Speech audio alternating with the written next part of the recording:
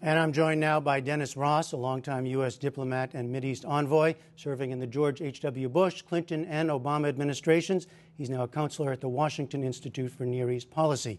And Khalid Elgindy, an advisor to the Palestinian team involved in the 2007 Annapolis peace negotiations, and now a fellow at the Saban Center for Middle East Policy at the Brookings Institution. Dennis Ross, I want to start with you. Your reading on where things stand tonight in terms of a pause or ceasefire?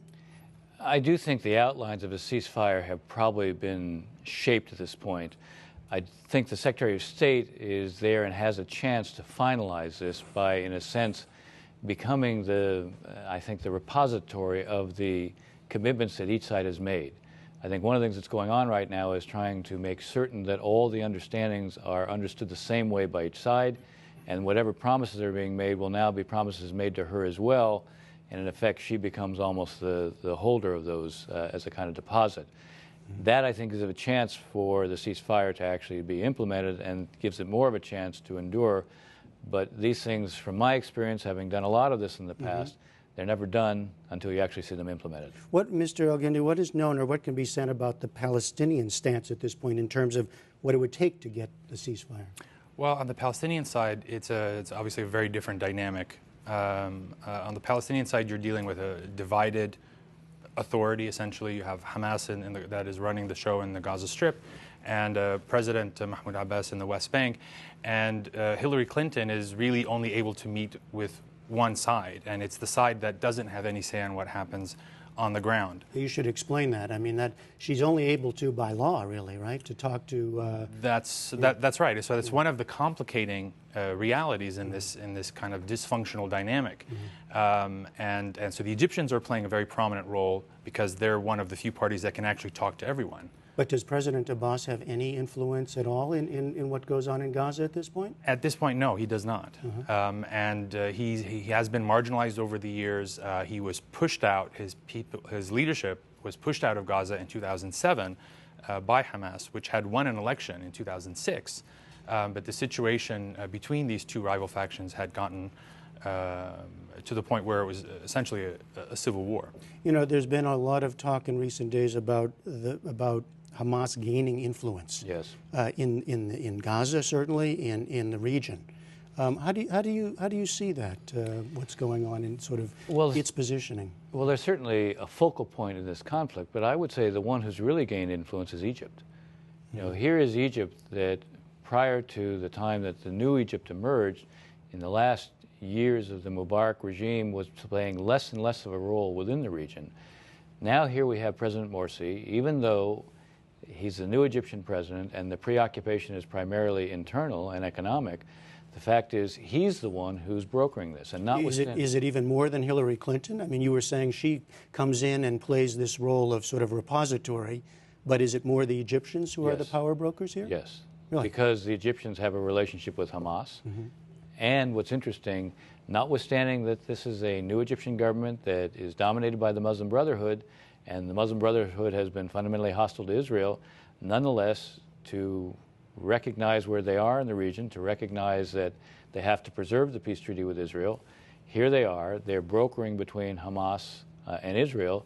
It's a new role for this government, but it also shows that they're playing a very significant place within the region right now. What do you think about that? And also this question of Hamas gaining a kind of legitimacy through all of this, through Egyptian's foreign minister, other foreign ministers coming to Gaza and leaving Mahmoud Abbas out of it. Yeah, he's sort of out in the cold. I agree with Ambassador Ross. The Egyptians have been playing a very prominent role. But I think we can't ignore the fact that Hamas has been greatly emboldened, even since the attacks began, even since the assassination of their top military commander. Their popularity, their stock, if you will, in the region has skyrocketed, while their rivals in the West Bank has plummeted. So, and even, you know, we're at a situation now where the exact opposite of the intended outcome is what we have. The policy has been for the last 5 years to support and build up the leadership in the West Bank, the U.S. policy. The U.S. policy, right, and to minimize and weaken through sanctions and diplomatic and other means to the government, Hamas Authority in the West Bank. Today we have the Qataris and Egyptians and other Arab leaders visiting Hamas, emboldening them, legitimizing them, and it's the American-backed Palestinian Authority that is on the verge of financial collapse. So essentially, I mean, you cannot have the definition of a failed policy is when it achieves the exact opposite of its intended outcome. So it's really time for a dramatic shift in how the United States approaches this entire issue. What do you think about that? A failed U.S. policy over there? Well, I think let's take a step back. One of the reasons Hamas is also emerging is because each of these actors that we see coming to deal with Hamas are also basically Islamists. We have an Islamist government in Egypt now. It's a very different government than the one before. The fact that Turkey is there, again, you have the AKP, you have Erdogan. This is basically an Islamic party. Qatar basically hasn't met an Islamic party it doesn't like. So what you have at this point is the rise of political Islam. It's not a big surprise that Hamas felt emboldened to try to change the rules of the game with the Israelis, and the Israelis came back and decided not going to change the rules of the game. I think there is a great deal of sort of popular support for the moment for Hamas, but I think as those within Gaza begin to think through, all right, what did we actually gain out of this? How are we really better off?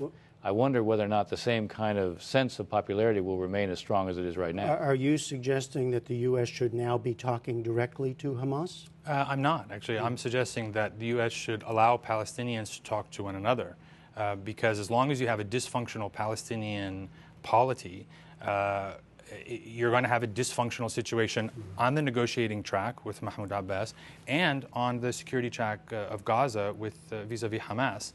Neither of these tracks are going well, and the only way to fix it, in my view, is to have a unified Palestinian house where the Hamas folks are reined in and are checked and not as triumphant as they currently are.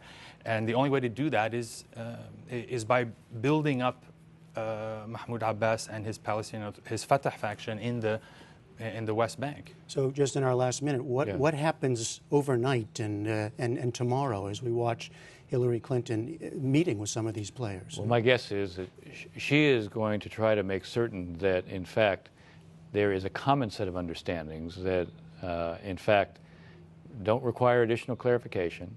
I think that there's very clear promises that are made, and I think she'll try to be as precise as she can be to make certain the understandings are shared by everyone, and then I think there's a potential for the implementation. I hope that this takes place because I think if you don't nail it down very quickly, then you run the risk of it unraveling. And is nailing down mean a short-term ceasefire, or is there potential for something longer-term? I think there's a potential for something longer-term. I think that's one of the values of her being there. I think had she not come, probably what you would have seen is a ceasefire would have taken hold, but you couldn't be certain that it wouldn't break down, it couldn't have broken down again within a short period of time. Just a brief last word. Do you think there's potential for a longer-term something here? I think if it's just going to bring an end to the violence and it's purely on the bilateral Hamas-Israel track and only deals with that issue independent of the broader, this is part of an Israeli-Palestinian conflict that's been going on for decades. And you can't extract Hamas and Gaza from that equation. As much as the American and Israeli policies have tried, I think it is an artificial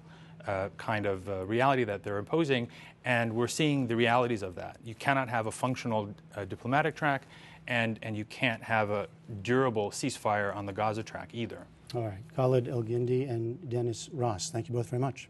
Pleasure. If you want to learn more about the origins of Hamas, the Council on Foreign Relations has published a Hamas primer that you can read on our website.